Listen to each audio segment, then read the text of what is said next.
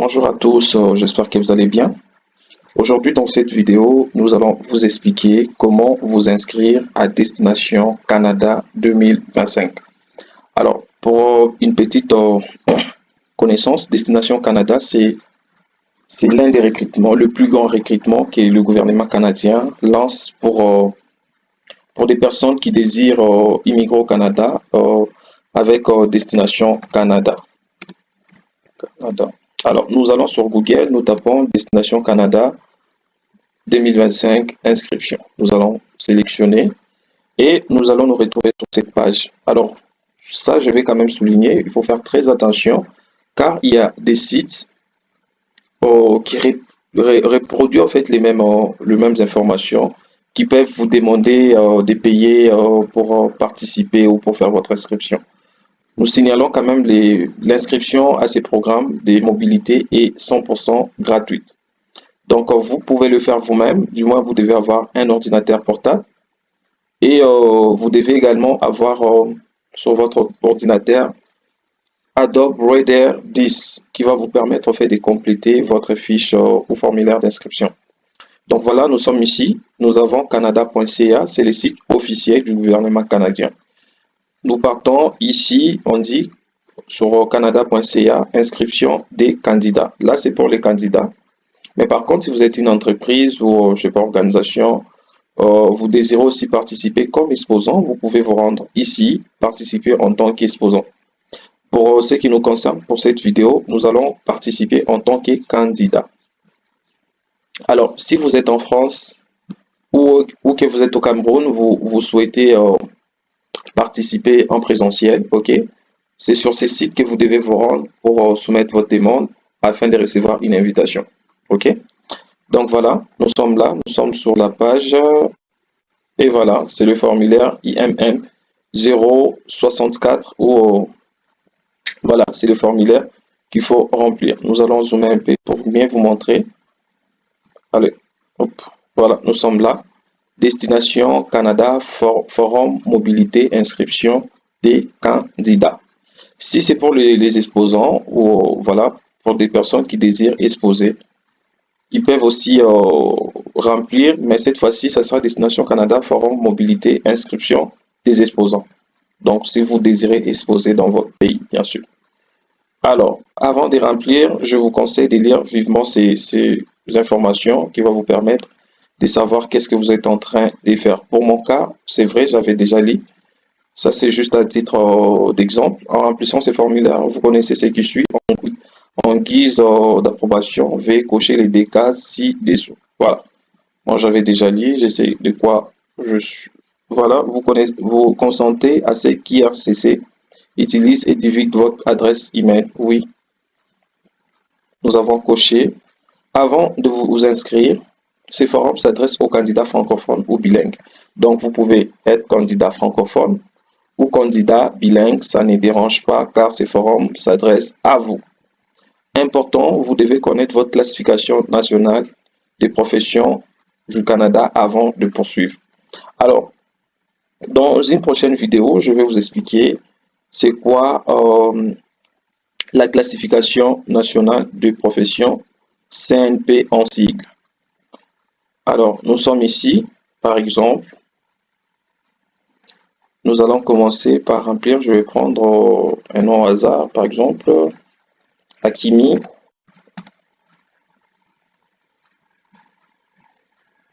Ibrahim.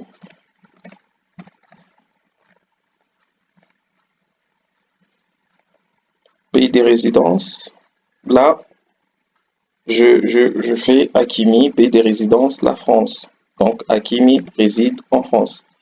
Adresse email, nous allons mettre Hakimi FG, non, Hakimi. Ben, finalement, c'est une adresse qu'on est en train de créer, ok, carrément. Vous pouvez mettre votre adresse email par ici et vous confirmez l'adresse ici. Donc, après, nous allons poursuivre le code qui décrit le mieux votre profession ou métier dans la classification nationale. Donc là, nous allons voir à quoi ressemble le code, puisque Hakimi, admettons, c'est... Voilà, nous y voici. Par rapport au code CNP de 2021, nous avons voilà, sorry. Voilà, nous avons 5 catégories. Nous avons catégorie F et E0. Quel type de profession? Ce sont des postes de gestion, comme responsable de la publicité, du marketing, des relations publiques et j'en passe. Alors, c'est quoi son code CNP? Par exemple, Hakimi, c'est...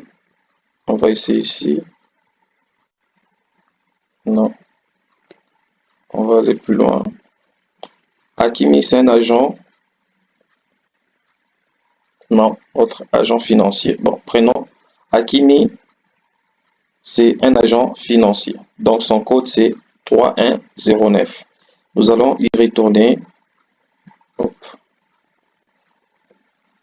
Voilà, nous voici à nouveau sur notre formulaire d'inscription où on a trouvé Hakimi, c'est un agent. Alors, ça a repris. Je vais compléter 3109. Voilà. On reprend le nom. Hakimi, son prénom, Ibrahim. Voilà, nous avons coché là. N'oubliez pas de cocher. Mais par contre, ne vous en faites pas, nous allons retourner dans nos prochaines vidéos pour vous expliquer le code CNP. Alors, pays de résidence de Hakimi. Hakimi réside en France. OK. Adresse email ou adresse courriel, comme je vous ai dit, vous pouvez compléter votre adresse et vous la confirmez par ici. Nous évoluons le code qui décrit votre profession ou métier. Hakimi, il est là, 1109. Je zoome un peu. Hop. Voilà. Hakimi, vous souhaitez participer à Destination Canada Forum Mobilité, sélectionnez une seule date. Puisque Hakimi est en France, précisément à Paris, je prends ou il prend la date du 15 février 2025. Il y a deux dates. Il y a le 14 février 2025 et le 15 février 2025. Alors, Hakimi, pour lui, il sollicite le 14 février 2025. Voilà, on va y aller. Alors, si Hakimi, par exemple, il n'habite pas la France, ok, il peut toutefois mettre, par exemple, Cameroun. Alors, au Cameroun, cet événement se fera en présentiel, ok. Voilà. Hakimi Ibrahim, lui, par contre, il habite au Cameroun, dans la ville de Douala. Il y a 3 dates, il y a le 18, le 19 et le 20 février 2025. Hakimi sollicite le 18 février 2025. Alors, si par contre Hakimi ne reste pas ni en France ni au Cameroun, par contre Hakimi réside au Ghana, par exemple, ou je ne sais quoi, en Belgique, en Irlande, au Congo, j'en passe. Hakimi va mettre son pays de résidence.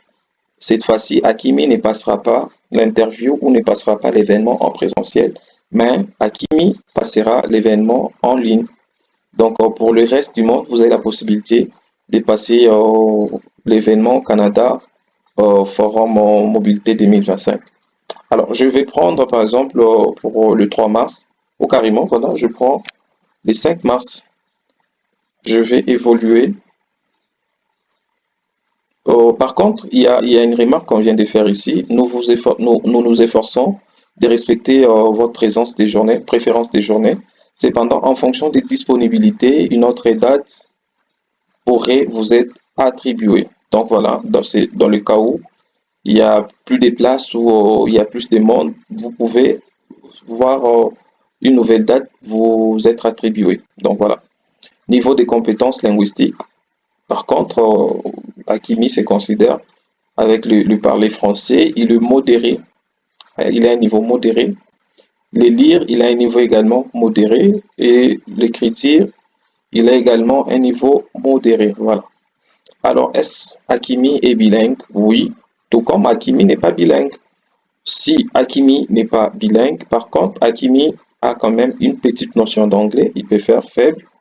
Faible pour parler, faible pour lire et puis faible pour écrire. Voilà, on évolue. Niveau d'études. Par contre, par ici, il faut voir, il y a une fenêtre déroulante qui va s'ouvrir, ok, pour solliciter, pour mettre votre niveau d'études. Nous avons études secondaires non complétées. Ce sont des gens qui ont fait des études secondaires, mais qui n'ont jamais obtenu un diplôme ou qui sont en cours d'obtention de leur diplôme des bacs. Voilà. Et puis, nous avons un diplôme d'études secondaires. Ce sont des gens qui ont déjà obtenu leur diplôme de fin d'études secondaires. Programme post-secondaire d'ENA, ce sont des gens qui ont déjà leur diplôme des bacs et qui sont à l'université, ok, et dans leur première année, deuxième année, et voilà, ce sont des gens qui ont un diplôme de licence, baccalauréat, programme post-diplôme de 3 ans ou plus, maîtrise ou diplôme professionnel pour pratiquer une profession réglementée. Ce sont des gens qui ont le diplôme de master ou un diplôme professionnel. Et puis, vous avez le doctorat, c'est le niveau le plus élevé. Pour notre cas, nous prenons Hakimi a fait des études secondaires, mais non, il n'a jamais obtenu un diplôme de fin d'études secondaires. Voilà. Expérience de travail dans votre secteur de travail. Voilà. Hakimi, qu'est-ce qu'il fait? Hakimi, c'est un gestionnaire, comme on l'a vu tout à l'heure. Hakimi, c'est un gestionnaire. Voilà. Nous mettons gestionnaire. Si par contre, vous voyez vos métiers, les métiers qui sont là,